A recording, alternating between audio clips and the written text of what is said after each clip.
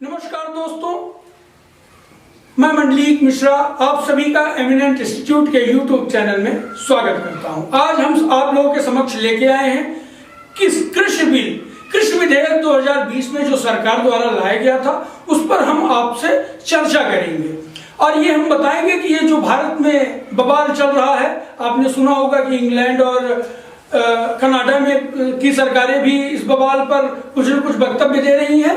तो ये बवाल है क्या, आखिर यह विधेयक है क्या, इससे क्या फायदे क्या नुकसान है, उस पर हम पूरी चर्चा करेंगे।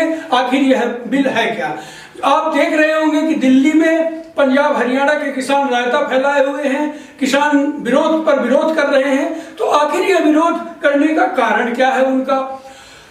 सबसे पहले तो हम इस बिल में आने से पहले आपसे हम कुछ चर्चा कर लें कि ये जो हमारे देश में पॉलिटिकल पार्टियां हैं, जो राजनीतिक पार्टियां हैं, उसके बारे में हम बात कर लें, जिससे हम बाद में विधेयक पर बात करें तो पार्टियों का जिक्र न करें, कम से कम जिक्र करें। आपको एक्चुअल में हम किस विधेयक के बारे में बताएं। आप जानते हैं कि यह कृषि विधेयक पहले 2012 में कांग्रेस गवर्नमेंट लेके आ रही थी। यूपीए कांग्रेस गवर्नमेंट एक ही बात है, लेके आ रही थी और उस समय विपक्ष में था एनडीए माने बीजेपी, जो इसका विरोध कर रहा था। अब आज देखिए कि 2020 में एनडीए सत्ता पक्ष में है माने बीजेपी और यूपीए माने कांग्रेस विपक्ष में है, तो इसका विरोध कर रहा है। आप देखिए कि जब कोई भी सरकार बिल लाती है तो अपना पीठ थपथपाती है कि अरे मैंने बड़ा ऐतिहासिक फैसला कर दिया, इससे इनका कायाकल्प हो जाएगा, ये बहुत बड़े उद्योगपति हो जाएंगे किसान। सब अपना बहुत पीठ थपथपाते हैं और ऐतिहासिक फैसला बताते हैं और जो इसके अपोजिशन में पार्टियां रहेंगी वो हर हालत में विरोध करेंगी, उनका कार्य ही विरोध करना है। तो इसलिए हम यहाँ पर कांग्रेस बीजेपी की बात नहीं करते हैं और उनके चश्मों से देखेंगे भी नहीं। अगर हम उस चश्मे से देखेंगे तो कहीं ना कहीं गड़बड़ हो जाएगा। तो हम बात करेंगे कि जो भारत में ये वर्तमान की जो सरकार है, जो कृषि विधेयक लेके आई है, उस विधेयक में है क्या। तो सबसे पहले हम बात करेंगे कि ये कृषि विधेयक पहली बार जून 2020 में आया।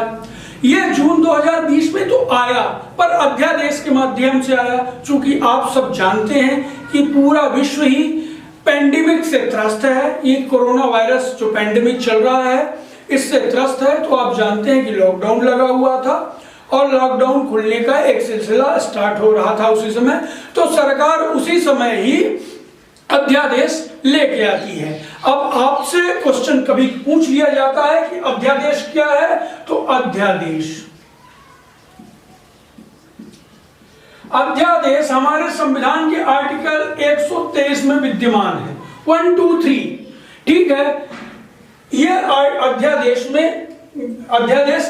आर्टिकल 123 में विद्यमान है और 123 के माध्यम से अध्यादेश जारी किया जाता है। अध्यादेश मंत्रिपरिषद की सिफारिश पर राष्ट्रपति के लिए यह अध्यादेश लाया जाता है। अध्यादेश कब लाया जाता है? जब कोई विशिष्ट प्रावधान बनाना हो और हमारी संसद चल न रही हो, तब मंत्रिपरिषद की सिफारिश पर अध्यादेश लाया जाता है। अगर कोई अध्यादेश लाया गया है तो उसकी वैधता मायने वैलिडिटी केवल 6 मंथ की होती है। यहां तक आपको क्लियर है। और वहीं अगर हम राज्यपाल की बात करें तो राज्यपाल 213 में अध्यादेश लाता है, ठीक है। आपको जब आप पढ़े होंगे संविधान में तो यह वर्णित है 123 में राष्ट्रपति द्वारा और 213 हमारे राज्यपाल द्वारा इस पर लाया जाता है। तो जून में यह अध्यादेश के माध्यम से कानून बनाया गया और बाद में दोनों सदनों में, चूंकि एनडीए पूर्ण बहुमत है तो दोनों सदनों में इसको पारित कर दिया गया। तो जो इसके 3 विधेयक थे वो हम बारी बारी से देखेंगे। ये 3 विधेयक कौन से थे? पहला विधेयक है कृषि उपज वाणिज्य एवं व्यापार संवर्धन एवं सुविधा विधेयक 2020। दूसरा है मूल्य आवश्यकता पर किसान समझौता और कृषि सेवा बंदोबस्ती और सुरक्षा विधेयक 2020 भी इसको बोलते हैं। इसी को कॉन्ट्रैक्ट फार्मिंग कहते हैं। आवश्यक वस्तु संशोधन विधेयक 2020, इस पर हम एक एक करके चर्चा करेंगे। सबसे पहले हम चर्चा करेंगे कि आखिर इसके पूर्व में किस तरह का किसानों के लिए सरकार द्वारा कार्यक्रम चलाए जा रहे थे। सर्वप्रथम हम बात करेंगे, आपने सुना होगा एपीएमसी। एपीएमसी एक शब्द खूब बार बार आपने सुना होगा, खासकर ये जो बवाल कट रहा है इसमें तो खूब नाम आ रहा है। तो एपीएमसी है क्या? एपीएमसी है एग्रीकल्चरल प्रोड्यूस मार्केट कमेटी, जो कि 1950 में तत्कालीन भारत सरकार द्वारा बनाई गई थी। वो इस को बनाने का ही उद्देश्य था कि किसानों का भला किया जा सके, ठीक है। और जो सबसे जरूरी चीज है, आप बार बार सुन भी रहे होंगे कि कृषि राज्य का विषय है, पर केंद्र भी इस पर कानून बनाती है, ठीक है। जो सबसे पहले जब समर्थन मूल्य की बात आती है कि न्यूनतम समर्थन मूल्य जिस पर विवाद हो रहा है, आप एमएसपी के नाम से जानते हैं, वो सबसे पहले लाल बहादुर शास्त्री ने 1964 में लाया था।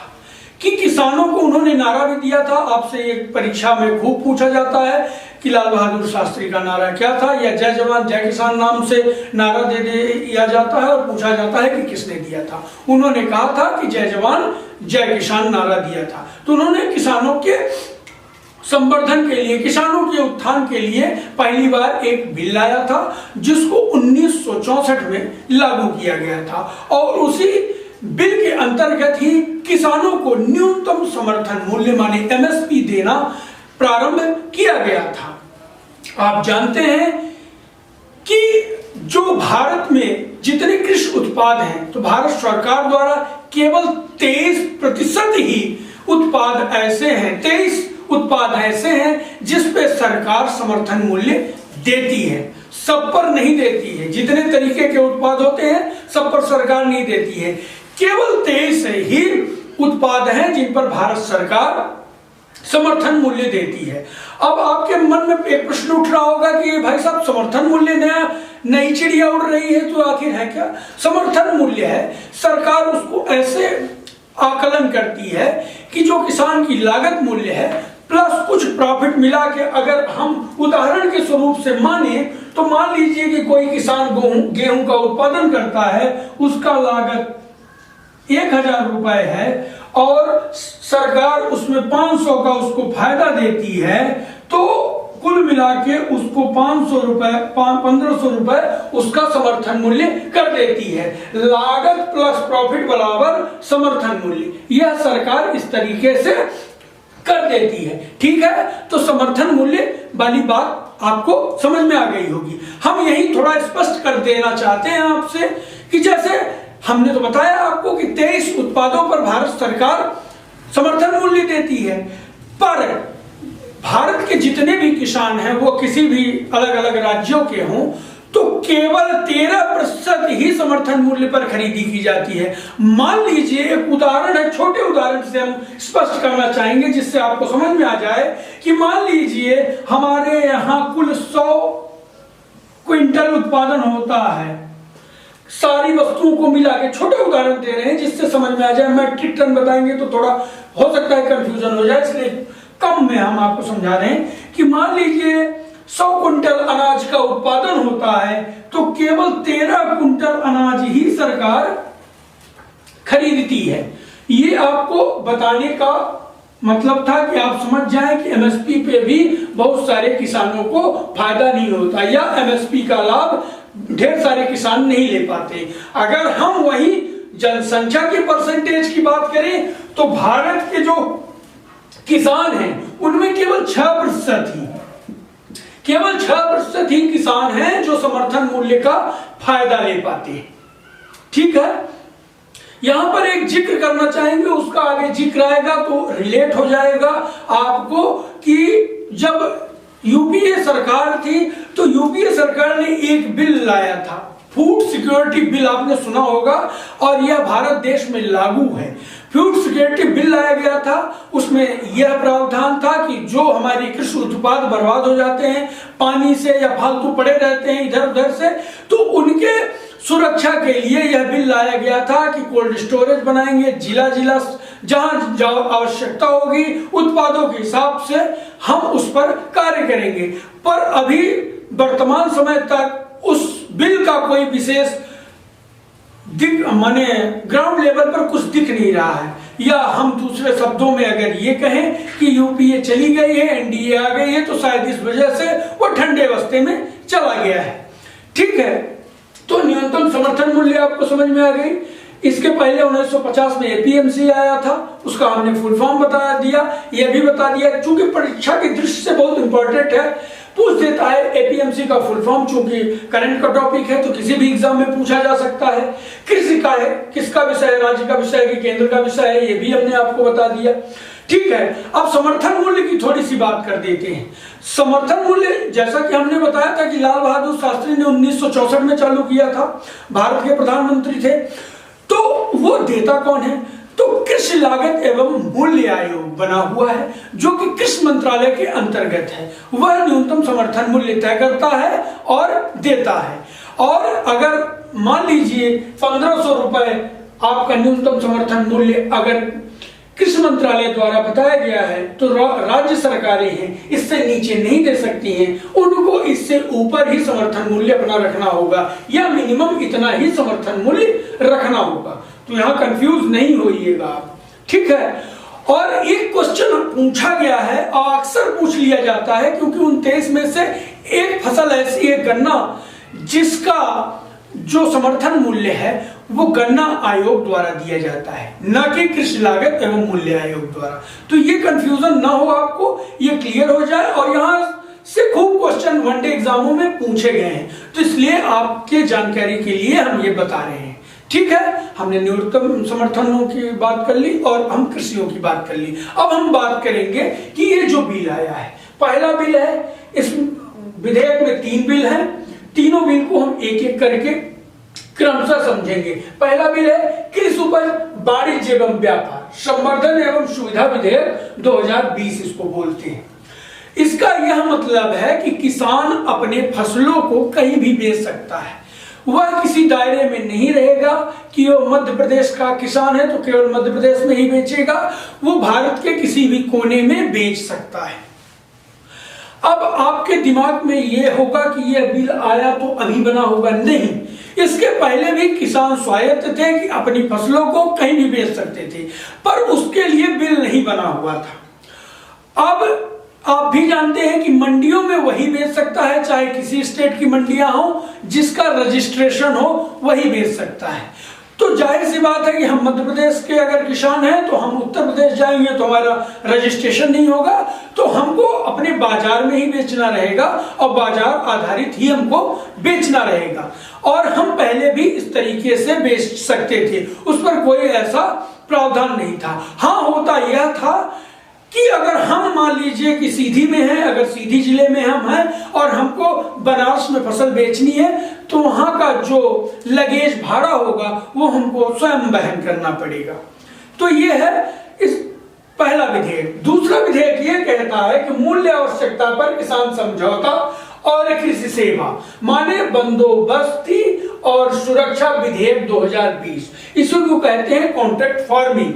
सरकार ये चाहती है कि किसान, जैसे हमारे यहाँ थोड़ा मौसम पर डिपेंडेंट ज्यादा है किसान, अगर मौसम अच्छा रहा तो फसलें अच्छी होंगी, मौसम समय से पार बरसात नहीं हुई तो मौसम माने फसलें बर्बाद हो जाती हैं, किसानों को बहुत सारा घाटा होता है। तो सरकार का यह मानना है कि हम अगर कॉन्ट्रैक्ट फार्मिंग कराएंगे तो जो प्राइवेट सेक्टर की कंपनियां हैं वो भी इन्वॉल्व होंगी किसानों के साथ और किसानों का उत्थान होगा। तो मतलब अगर हम बुवाई के पहले, इसका सीधा सा शाब्दिक मतलब है कि बुवाई के पहले ही किसान किसी से समझौता कर सकता है कि हम इतने हेक्टेयर का उत्पादन करेंगे और इस मूल्य पर आप हमसे खरीदी करेंगे। बोने से पहले इसमें कॉन्ट्रैक्ट कर सकता है। ऐसा भी नहीं है कि यह पहली बार हो रहा है। मैं आपको बताना चाहता हूं कि आपके आस पड़ोस में छोटी दुकानें हो या बड़ी दुकानें, बहुत सारे ऐसे प्रोडक्ट हैं जो आज भी और पहले भी इंडिया में कॉन्ट्रैक्ट फार्मिंग से ही उत्पादन कराते थे और अपने वस्तुओं को बनाकर बेचते थे। कोई नई चीज नहीं है, पर ये विधेयक बन के आया है तो सरकार को यह लगता है कि किसानों से इसका फायदा होगा। पर इसमें ज्यादा ब्रीफ में नहीं बताया गया है कि भाई अगर हमने कॉन्ट्रैक्ट कर दिया, बाद में हमने नहीं खरीदा तो हम क्या करेंगे, हमारी फसलों का क्या होगा। या फिर हम किसान हैं, हमको ये लगता है कि हमारी जो हमने कॉन्ट्रैक्ट किया है उससे ज्यादा लागत में हमको मिल रहा है इसका मूल्य, तो हम चोरी छुपे उसको बेच ले, तो वो कंपनियां क्या करेंगी। इस पर कोई, इस विधेयक पर चर्चा ही नहीं की गई है कि या तो कंपनियां कोर्ट जा सकती हैं कि किसान कोर्ट जा सकता है। इस पर बात कहीं नहीं कही गई है इस विधेयक में। हमारा अगला विधेयक है आवश्यकता वस्तु संशोधन विधेयक 2020। इसको आवश्यकता वस्तु या संशोधन विधेयक 2020। यहां समझने वाली बात है कि संशोधन लिखा हुआ है, माने यह विधेयक पहले भी विद्यमान था। यह विधेयक पहली बार 1955 में लाया गया था। ठीक है, इसको चाहे तो आप नोट डाउन कर लें क्योंकि यहां संशोधन शब्द लगा हुआ है। यह विधेयक था भंडारण का। पहले 1955 में क्या नियम था कि जो भंडारण की क्षमता एक निश्चित मात्रा में ही आप भंडारण कर सकते थे वस्तुओं का, आप उससे ज्यादा का भंडारण नहीं कर सकते थे। पर इस बिल में संशोधन करके यह कर दिया गया कि आप असीमित भंडारण कर सकते हैं, आप जितना चाहें उतना भंडारण कर सकते हैं। आप जानते हैं कि सरकार का एक आंकड़ा है कि भारत में किसानों की आय 6,000 रुपए है, माने 72,000 रुपए सालाना इनकी इनकम है। तो आप इससे समझ सकते हैं कि वह किसान कितना भंडारण कर सकता है। भंडारण करने के लिए कोल्ड स्टोरेज आदि जैसे माने मकानों या चीजों की जरूरत होती है, किसी भी किसान के पास यह नहीं है। अपवाद न कहें कि एक दो किसान आपको कहीं मिल जाएं जिनके पास कोल्ड स्टोरेज हो, बाकी 99% किसान ऐसे हैं जिनके पास कोल्ड स्टोरेज नहीं है और वह लोन लेके ही किसानी करते हैं और वह फसल को बेचते हैं और फिर अपने लोन का चुकता करते हैं। आप देखते हैं कि भारत में सर्वाधिक मृत्यु रेट भी किसानों पर है, चाहे सरकार जो भी रही हो, एनडीए की रही हो या यूपीए की रही हो, पर किसान आत्महत्या कर रहा है सिर्फ इसी वजह से। हम यहीं पर थोड़ा लौटते हैं, फिर इसके बाद में किसानों पर चर्चा करेंगे कि यह विधेयक है क्या। आप अगर इकोनॉमिक्स में जाएंगे तो आपको यह पता है डिमांड और सप्लाई, मांग और पूर्ति, जो हमारे बाजार पर किसानों के अलावा जो मिडिल क्लास है, लोअर मिडिल क्लास है या अति गरीब है, उन पर भी यह मार पड़ सकती है। आप जानते हैं कि अगर डिमांड ज्यादा होगी, सप्लाई कम होती है तो मूल्य बढ़ जाता है, उसका रेट बढ़ जाता है। आप जानते हैं इकोनॉमिक्स में, आपने ये अच्छे से पढ़ा है। और अगर सप्लाई ज्यादा रही और डिमांड कम रहा तो जानते हैं कि उसका रेट नीचे गिर जाता है। आपको बहुत दूर जाने की जरूरत नहीं है। अभी हमारे यहाँ पेंडेमिक में लॉकडाउन था, 2-2.5 महीने लॉकडाउन चला प्रॉपर, इंडस्ट्रियां बंद थी। आप देख रहे हैं उसके बाद जैसे ही लॉकडाउन खुला तो धीरे धीरे वस्तुएं महंगी होती गई, क्योंकि इंडस्ट्रियां बंद थी, उत्पादन हो नहीं पाया। इस वजह से डिमांड ज्यादा हुई और सप्लाई कम हुआ तो रेट बढ़ गया। आपको एक छोटा उदाहरण देंगे, हो सकता है आपको हंसी भी आए कि अरे ये कैसी बात कर रहे हैं। एक सरसों का तेल आता है, ब्रांड का नाम नहीं बताएंगे चूंकि हो सकता है कि कुछ समस्याएं किसी को हो जाए। सरसों का तेल आता है, आप सभी खरीदते होंगे, चलिए हम बता ही देते हैं। सिक्का नाम से एक सरसों का तेल आता है जो पहले 110 रुपए लीटर मिलता था। आज आप मार्केट में जाएंगे तो 140 रुपए लीटर मिल रहा है, जबकि आपको भी पता है, हमको भी पता है कि कोई भी टैक्स में बढ़ोतरी नहीं हुई है। हम मान सकते हैं कि भाड़े में बढ़ोतरी हुई है, तो भाड़े में बढ़ोतरी इतनी नहीं हो सकती है, वह 110 का 120 हो सकता है, ठीक है, पर इतनी भी बढ़ोतरी नहीं हुई है कि बढ़ रहा है। आप आलू को ही ले लें, आलू 5 रुपए 10 रुपए के भाव में मिल रहा था, पर आप देखे होंगे कि इस समय पर आलू 40 रुपए 45 रुपए बिक रहा है। नई आलू आने वाली है, जैसे ही नई आलू आएगी, चूंकि सप्लाई ज्यादा हो जाएगी तो रेट देखिएगा घट जाएगी। तो यही हाल इसमें भी होगा। दूसरा, इसमें एक पेज जो हम जब रिसर्च कर रहे थे, कई अर्थशास्त्रियों को हम आर्टिकल उनका पढ़ रहे थे तो हमने ये पाया कि इसमें होगा ये कि अगर मान लीजिए कोई असीमित भंडारण कर लेता है और उसको होल्ड कर देता है और मार्केट में नहीं उतारता और डिमांड बढ़ती जाती है तो जाहिर सी बात है कि उसका मूल्य बढ़ जाएगा, क्योंकि यह कानून ही लाया गया था काला बाजारी को बंद करने के लिए, जो 1955 में कानून लाया गया था। होगा क्या कि अगर कोई असीमित भंडारण कर लेता है, उदाहरण के नाम पर अगर हम देखें तो वॉलमार्ट को देखें, वॉलमार्ट असीमित खरीद करके और अपने हिसाब से वो चैन में चलाता रहता है। अगर कोई भी असीमित भंडारण कर लेगा और बाद में दोबारा हमारा फिर से गेहूं का उत्पादन होता है, वह कहता है कि हम नहीं लेंगे चूंकि हमारे पास असीमित भंडारण है, तो किसान क्या करेंगे या उत्पादक जो होंगे वो क्या करेंगे?